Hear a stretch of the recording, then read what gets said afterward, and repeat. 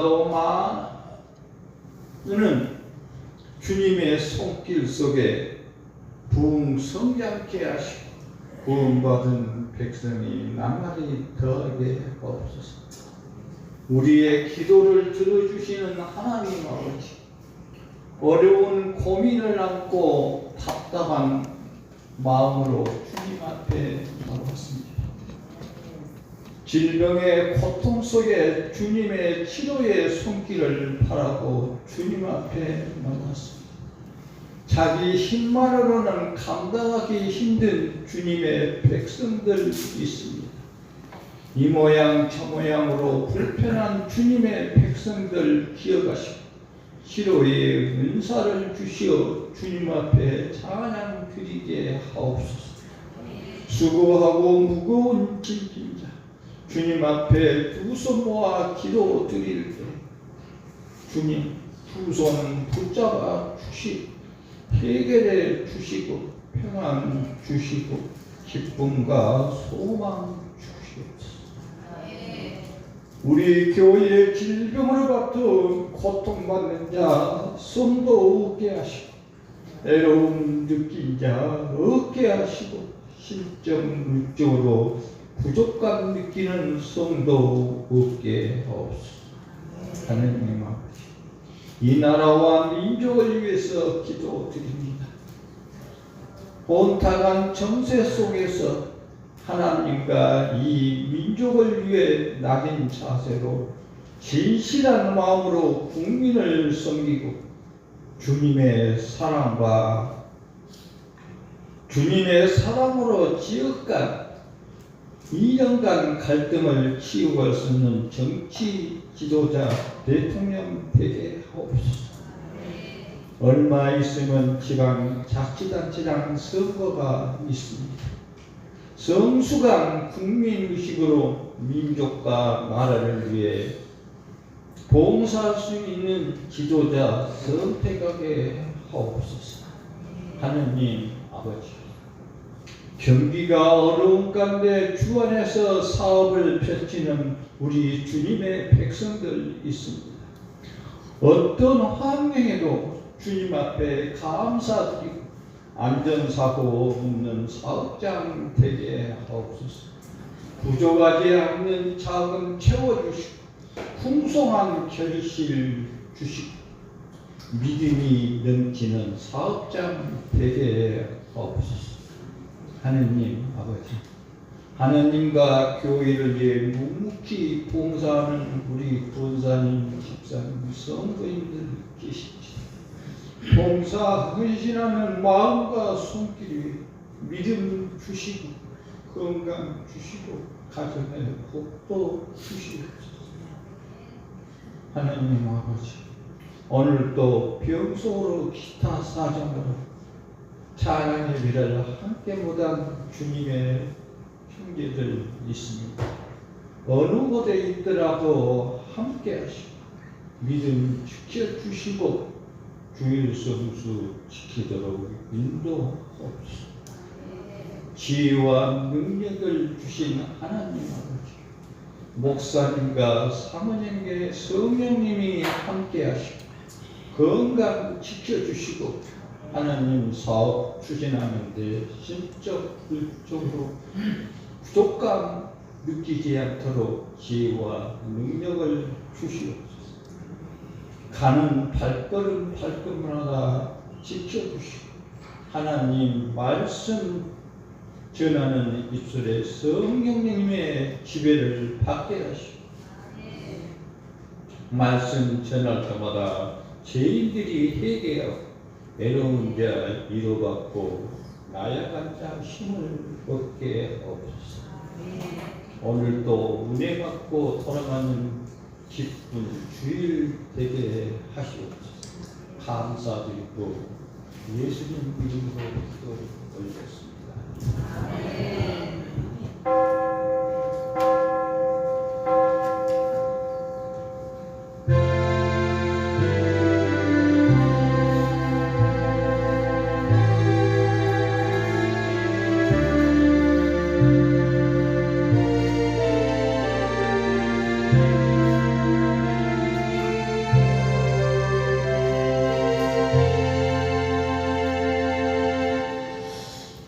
하나님의 말씀 보도록 하겠습니다. 마태복음 27장 32절로 38절까지 제가 가지고 있는 성경은 신약성경 50페이지입니다.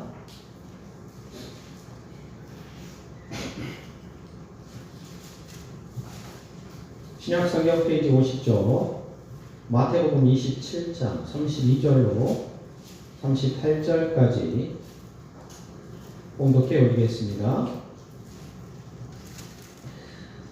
나가다가 시몬이란 구레네 사람을 만나매 그에게 예수의 십자가를 억지로 지어가게 하였더라.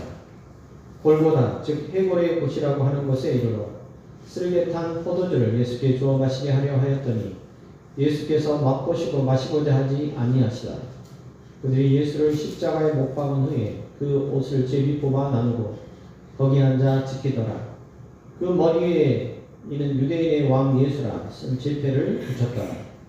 이때 예수와 함께 강도 둘이 십자가에 못 박히니 하나는 우편에 하나는 좌편에 있더라. 아멘. 우리 한번 옆에 분과 인사하겠습니다. 오늘 잘 지내셨습니까?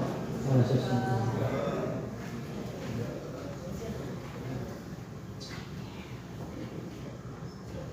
우리 한번 축복하도록 하겠습니다. 하나님은 성도님을 사랑하십니다. 하나님은 성도님을 사랑하십니다. 성도님에게 놀라운 계획을 가지고 계십니다. 놀라운 계획을 가지고 계십니다. 오늘도 동행하셔서 그 계획 이루어 주십니다. 오늘도 동행하셔서 그 계획 이루어 주십니다. 그렇게 될 줄로 믿습니다. 아멘. 내가 서 있는 곳, 내가 서 있는 곳은 이라는 제목으로 함께 본문을 중심으로 은혜를 사모하는 귀한 시간이 되기를 원합니다. 우리는 이 영화나 이런 드라마들을 쉽게 접하게 되죠. 거기에 보면 빠져서는 안 될 인물이 바로 남주, 여주, 남자 주인공, 여자 주인공, 로맨스 그런 물에 또 보면 이제 악당 역할을 하는 사람이 나오죠. 근데 우리가 빠져서는 안 되는, 악당이 빠져서는 안 되는 그런 물들이 영웅물들입니다. 슈퍼맨, 배트맨, 아이언맨, 이런 스파이더맨, 이런 세계를 정복하려고 하는 악당. 요새는 빌런이라는 말을 좀 쓰더라고요.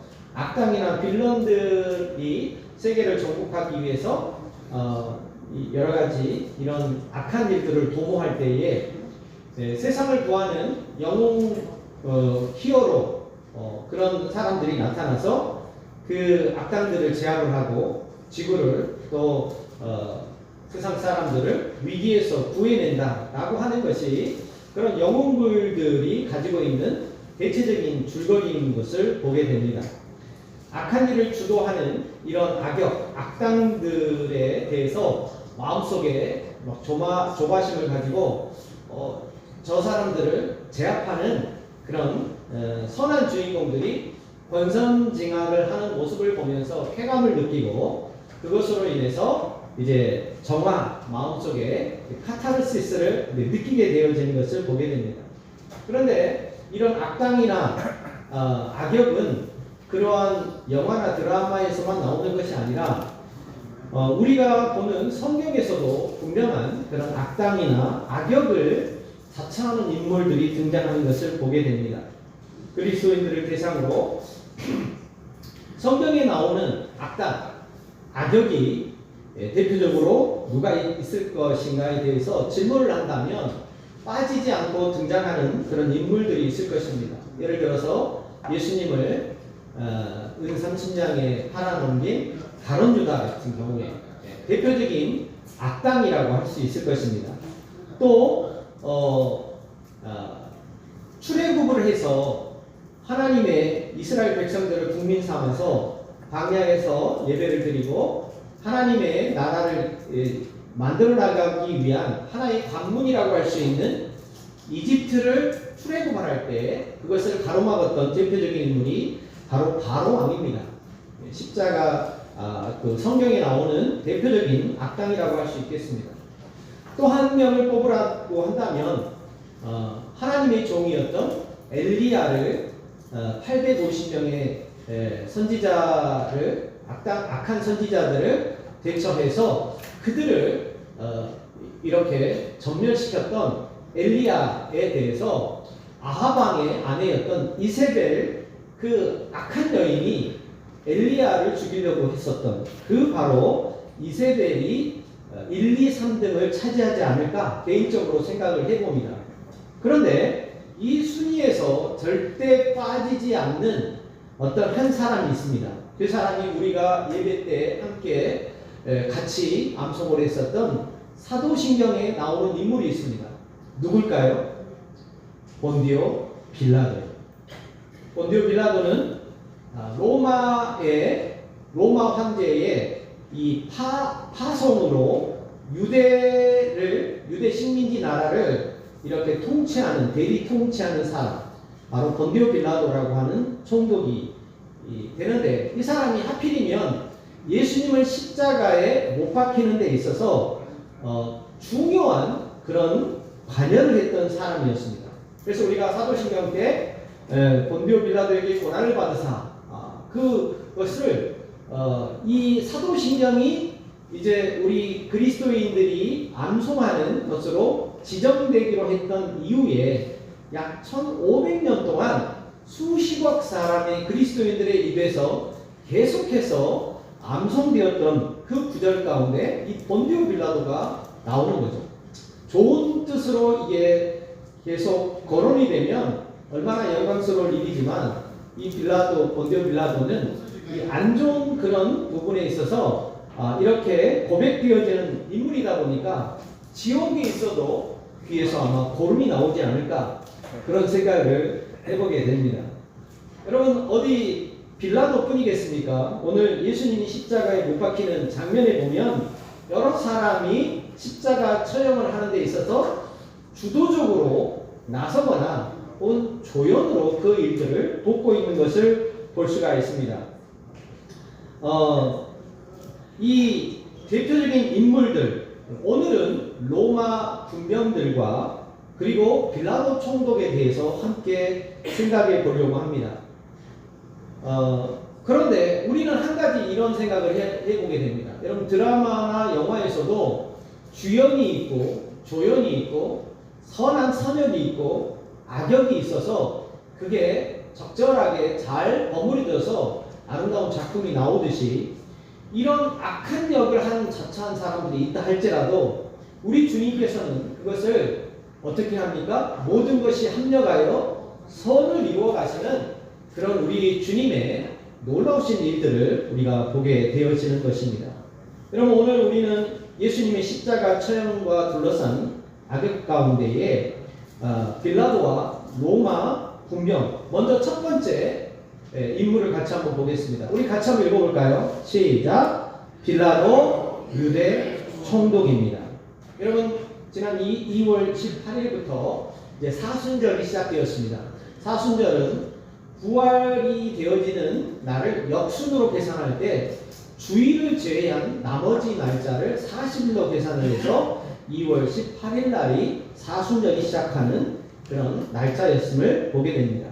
사순절 기간인 그런 기간을 우리가 지내고 있는데, 우리는 예수님의 고난과 십자가에 대해서 묵상을 하면서 오늘은 이렇게 유대 총독 빌라도에 대해서 먼저 살펴보기를 원합니다.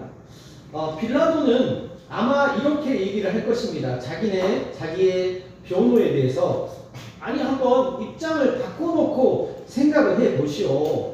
당신이 그때 만약에 유대 총독으로 로마 황제에 의해서 이 식민지 이스라엘을 다스리도록 그렇게 파송이 되었고, 그리고 그 상황 가운데에서 특별히 이스라엘 민족들에 대해서 헤롯이라고 하는 분봉왕을 따로 세울 정도면 이 이스라엘이라고 하는 민족이 얼마나 주시를 하고 있고, 이 사람들이 늘 로마 황제를 왕으로 모시기보다는 자기가 생각하는 유일신 하나님 한 분만을 모신다고 하면서 늘 긴장관계를 유지하는데, 거기다가 이제는 사람들이 따르는 예수 그리스도라고 하는 그 인물에 대해서 신선모독을 한다고 하면서 그를 계속해서 십자가 처형을 하라고 저렇게 외치고 있는 그런 가운데에서 당신들은 과연 어떻게 할 수 있겠소? 라고 하면서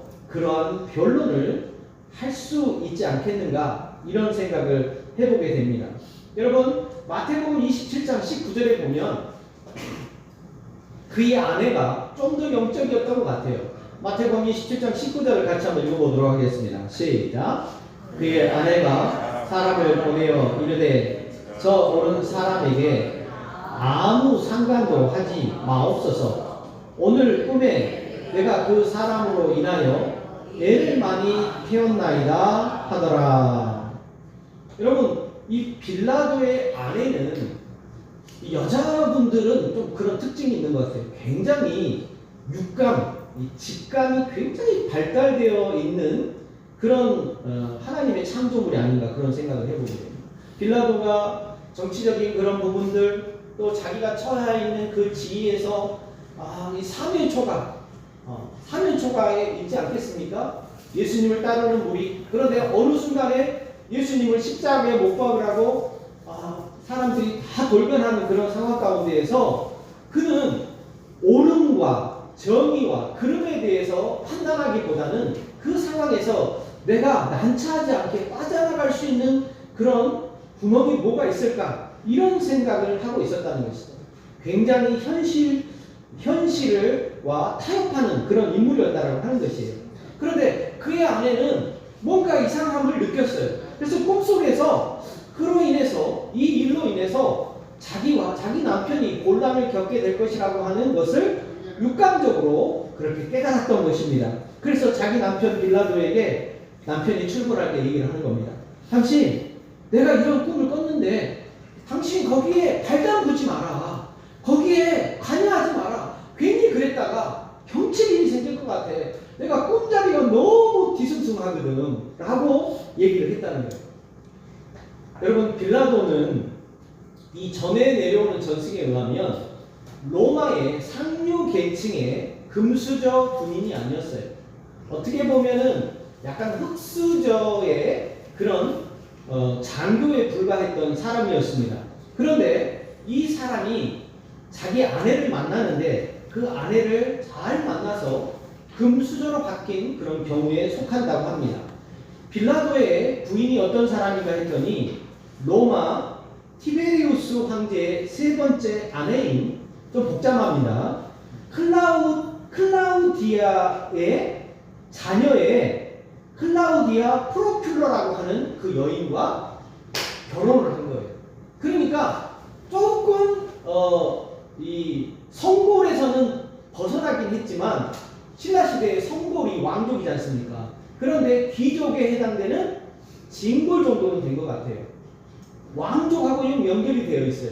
자기 아내와 결혼을 해서 어떻게 됐냐면 상승가도를 탑니다.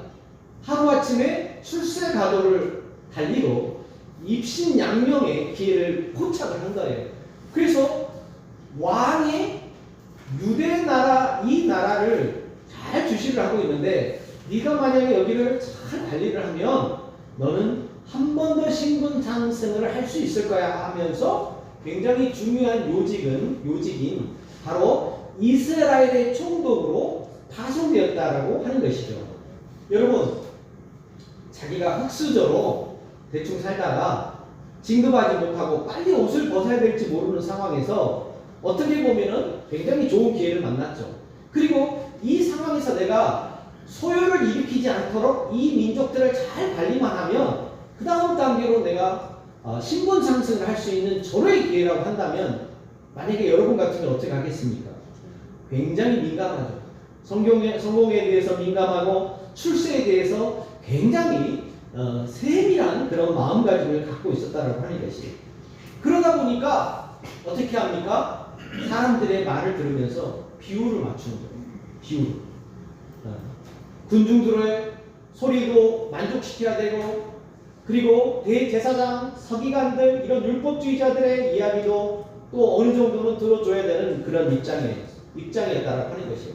그런데 자기 옳고 그름을 알고 있는 군인의 신분으로서 그건 아닐 것 같은데, 그런데 상황은 계속 자기가 결국에는 예수라는 사람은 십자가에 달려서 처형시켜야 되는 윤허를 내려야 되는 그런 상황에 몰려 있었다는 하는 것이에요. 여러분, 세상 사람들은 뭐라고 말합니까? 그렇게 거지못대로 하려고 하지 마. 벽창 소리를 듣는다니까. 꼰대 소리를 들어. 뭔가 좀 유연하게 해야 되지. 그래야 세상 속에서 술에 술 탄 듯, 물에 물 탄 듯 그렇게 해야지 유연성을 가지고 사람들에게 환호를 받고 사람들에게 인정을 받는 건 아니겠어? 세상은 그렇게 얘기를 한다라고 하는 것이에요.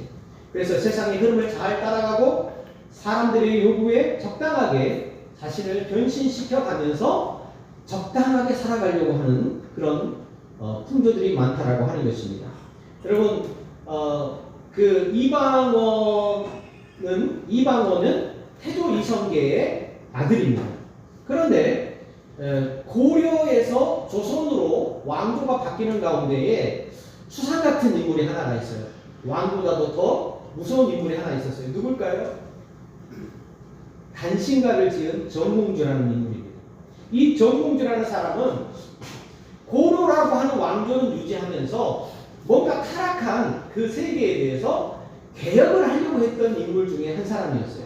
그러니까 개혁이라고 하는 그런 관점에서는 정몽주와 이성계의 아들인 이방원은 서로 마음을 같이 했어요.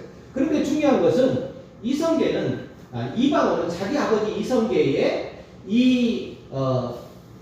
왕조를 탈환해가지고 고려가 아닌 조선으로 다시 시작하려고 하는 데 있어서 자기 아들을 굉장히 눈치가 빠르고 굉장히 순발력이 있는 아들이 그 몫을 하기를 원했습니다.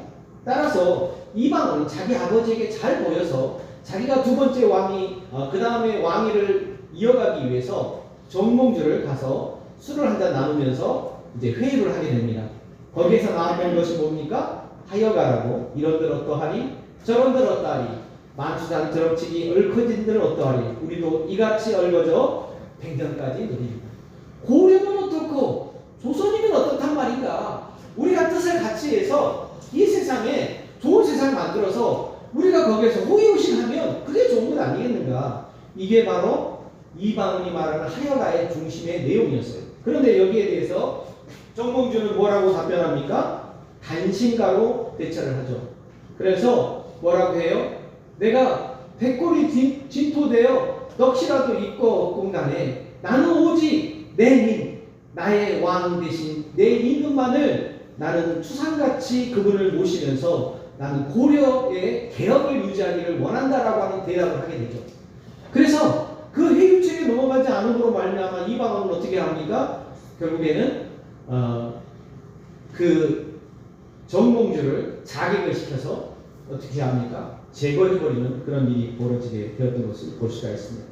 여러분, 사람들은 오직 자기의 성공과 이익을 위해서 눈치를 보면서 시류를 따르고 그 일이 옳고 그른 그것은 판단하지 않고 나에게 이득이 있느냐 없느냐를 바라보면서 살아간다라고 하는 것입니다.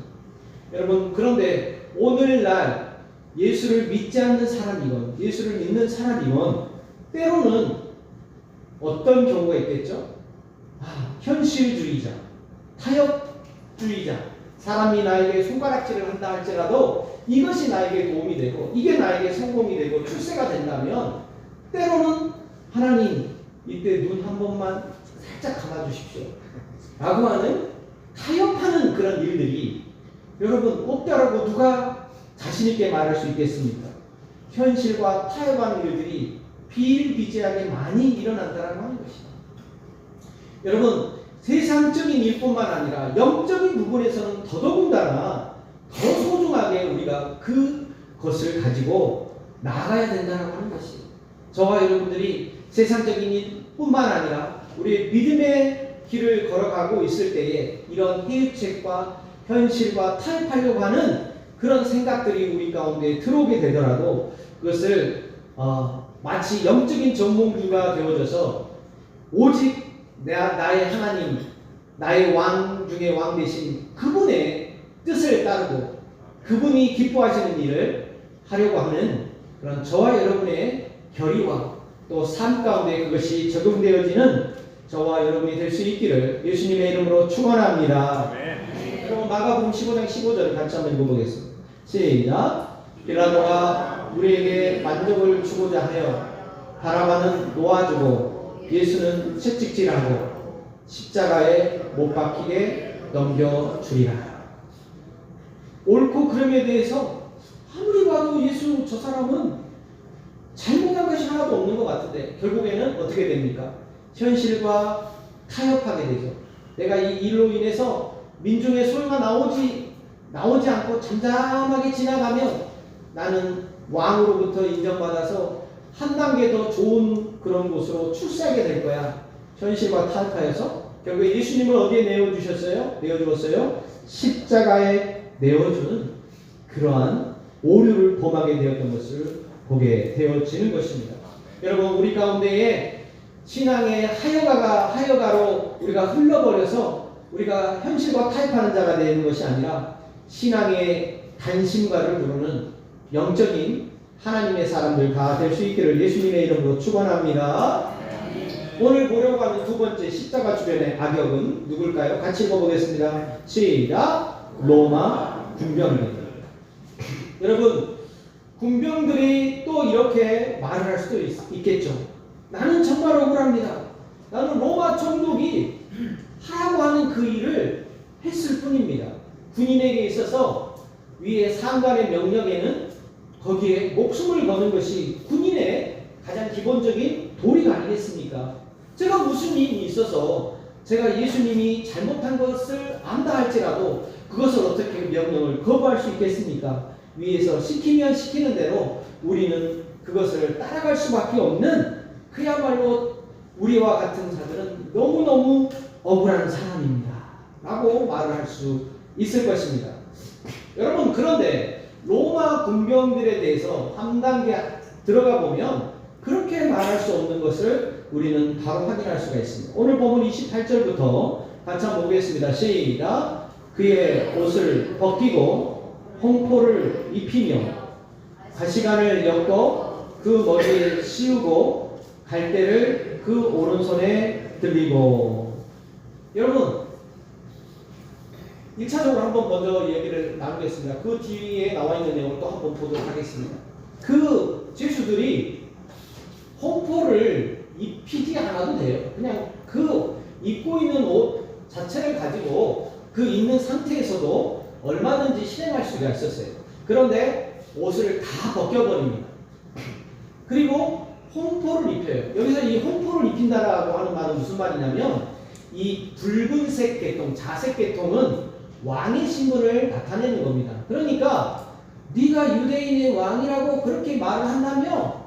그런데 사람들 보니까 조롱하고 난리대. 내가 봐도 왕은 아닌 것 같아. 너무나도 초라한데 그래도 죽어가는 마지막 소원이라도 한번 들어주게 홍포를 내가 입혀줄게. 여러분 이거는 빌립보 총독이 지시한 건 아니었어요. 자기 나름대로 뭐 한 겁니까? 조롱하고 있는 겁니다. 홍포를 입히고 십자가에 처형할 때는 또 어떻게 했습니까? 그 다음 넘겨주시면 가시관을 엮고 그 머리에 씌우고. 가시관을 머리에 씌웠다는 얘기는 뭡니까? 왕관 대신 가시가 돋쳐있는 그 나무를 이렇게 왕관처럼 해서 그 위에다 다 눌러 씌운 거예요. 그러니까 가시나무는 가시가 있는 그 부분은 바깥쪽에만 있는 게 아니라 안에도 돋쳐있는 거거든요. 근데 그거를 막 눌러 쓰면서 머리에서 씨가 철철 나도록 그렇게 했다라고 하는 것입니다. 그리고 갈대를 그 오른손에 들이고. 이 갈대라고 하는 것은 왕이 쥐고 있는 그 쥐봉을 말합니다. 근데 그거를 갈대로 손에 쥐면서 조롱하고 있는 거예요. 그 다음요. 같이 또 읽어보겠습니다. 시작. 그 앞에서 무릎을 꿇고 희롱하여 이르되 유대인의 왕이여 평안할지어다 하며. 뭐하고 있습니까? 그 로마 군병들이 무릎 꿇는 거 아시죠? 이렇게 무릎을 꿇죠. 거기서 똑같이 무릎을 꿇은 거예요. 근데 존경심과 경외심으로 꿇었습니까? 아니죠. 조롱하고 희롱하면서 그렇게 한 거예요. 유대인의 왕이여 평안할지어다. 예, 이런 모습을 보이고 있음을 보게 됩니다. 여러분 또 35절을 보니까 또 한번 읽어보겠습니다. 이 로마 군병들이 어떤 짓을 했는지 같이 보봅니다. 시작. 그들이 예수를 십자가에 못 박은 후에 그 옷을 제비 뽑아 나누고, 네, 뭐라고 했어요? 그들이 예수를 십자가에 못 박았습니다. 그리고 그 옷을 이제 험포를 벗겨버려요. 그러니까 여러분, 성인 남자가 뭐라도 하나로 걸치고 있으면 그래도 좀 수치심이 좀 덜하지 거 아니겠습니까?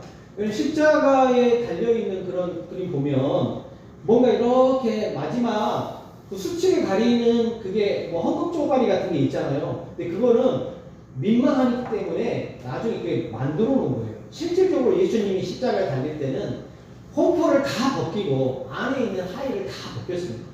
그러니까 몸이 그야말로 다 드러난 거예요. 얼마나 수치스럽습니까?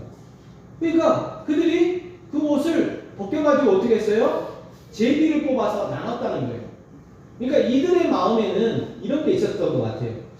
그래도 예수가 뭐 기적을 일으키고 대단한 그런 선풍적인 붐을 일으켰던 인물인데 어느 한순간 그 따르던 사람들이 다 배반해가지고 손을 가리키면서 조롱하면서 못 박으라고, 십자가 못 박고 죽이라고 하는 그런 일련의 과정을 보면서 굉장히 인기를, 그러니까 처음에는 좋은 인기였지만 나중에는 스캔들이 난 그런 인물이었잖아요. 그러다 보니까 굉장히 자기 입장에서는 내가 그 현장에 그 사람 누군지 알아?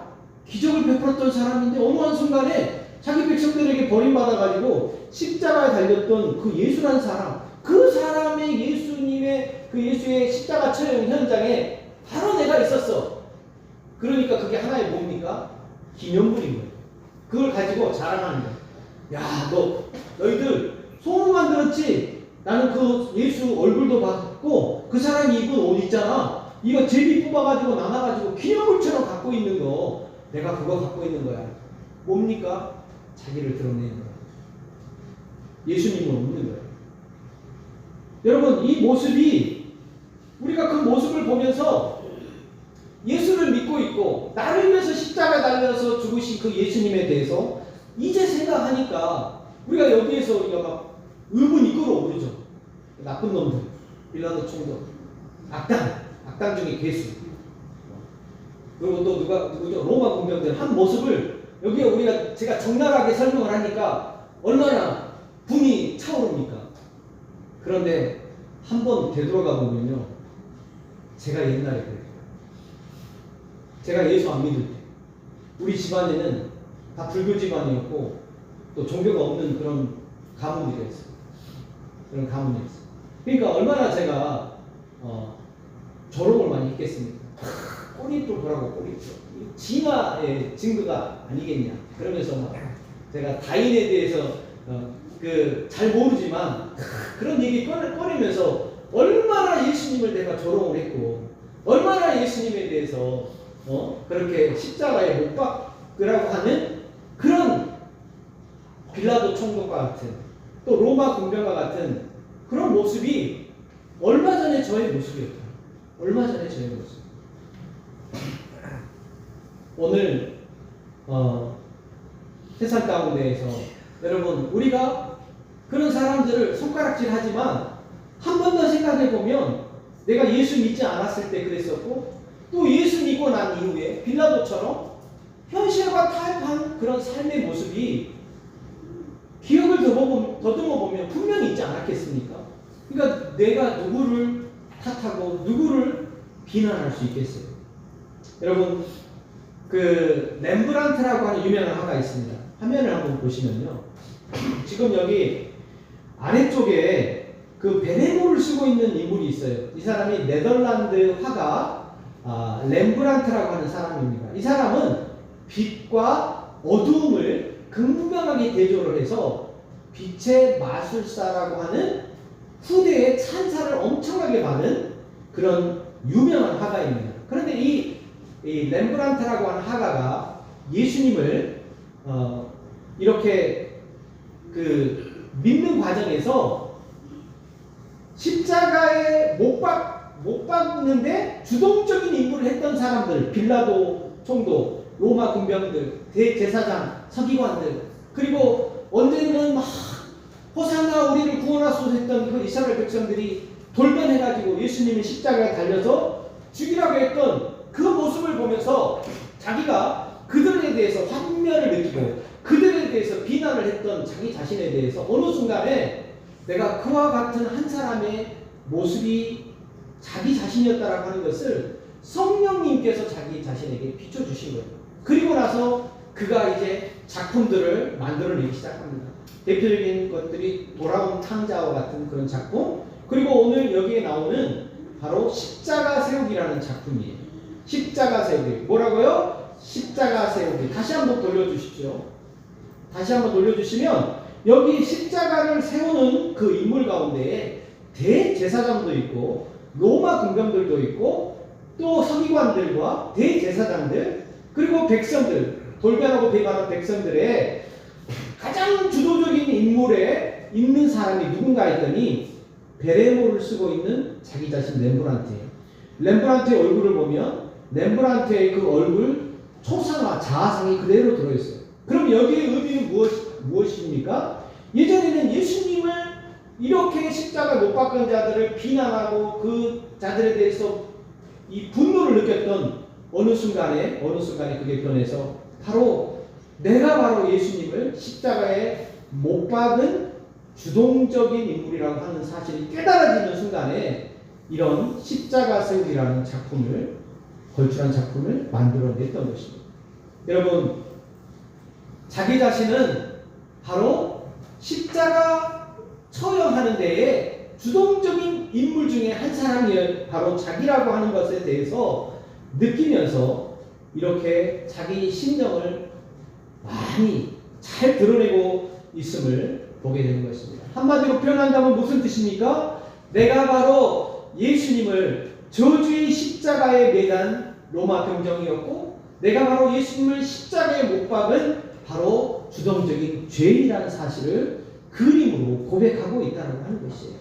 여러분, 그러면 저와 여러분 오늘의 자세는 어떻습니까? 여러분, 우리가 십자가에 대해서 너무 객관적으로만 보고 있지는 않는지, 여러분, 우리가 주관적으로 보는 자세가 필요한 거예요. 중요한 것은 내가 바로 그 십자가의 현장에도 나도 서 있었다라고 하는 그 사실을 인정하는 것이 중요하다고 하는 것입니다. 그래서 오늘 찬송가 우리 147장에 거기 너 있었는가 그때 라고 물을 때 아, 주님 저 거기 없었는데요 가 아니라 뭐라고 대답할 수 있어야 됩니까? 맞습니다. 거기에 십자가에 못 박으라고 주동했던 그 인물 가운데 바로 한 사람이 바로 접니다 라고 하는 그 인식이 있을 때 비로소 우리가 어떻게 됩니까? 내가 바로 예수님이 달리신 그 십자가에 나도 달리게 되어지는 바로 그런 고백을 하게 되어지는 것입니다. 그것이 인정될 때 진정 예수님의 십자가는 나의 십자가가 될 줄로 믿으시기 바랍니다. 예수님의 그 죽으심이 나의 옛사람의 죽으심이 된다라고 하는 것을 여러분 믿으시기 바랍니다. 그래서 그 주님의 십자가 앞에 철저하게 우리가 회개하고, 그래서 사도 바울의 고백처럼 살아도 주를 위해 살고 죽어도 주를 위해 죽을 수 있는 그런 사순절을 지내는 저와 여러분의 귀한 고백이 하나님 앞에 올려져 갈 수 있기를 예수님의 이름으로 축복합니다. 주님 감사합니다. 세상의 조롱과 고난 가운데에서 그 주님의 사랑은 끝까지 나를 돌보시고 나를 붙들어 주시고 나를 자유케 하신 것을 인하여 감사합니다. 나를 위해 생명 주시고 큰 사랑 주셨기 때문에 아버지는 그 사랑으로 말미암아서 이제 나도 예수 그리스도께서 달리신 그 십자가의 옛사람을 못 받고 이제 거듭나고 새로운 피조물 되어져서 주님의 뒤를 따라가는 십자가의 군병들 예수님의 제자로 살게 하여 주시옵소서. 감사하며 예수님의 이름으로 기도합니다. 아멘. 찬송가 213장 보시면서 준비하신 내용을 하나님 앞에 올려드리겠습니다.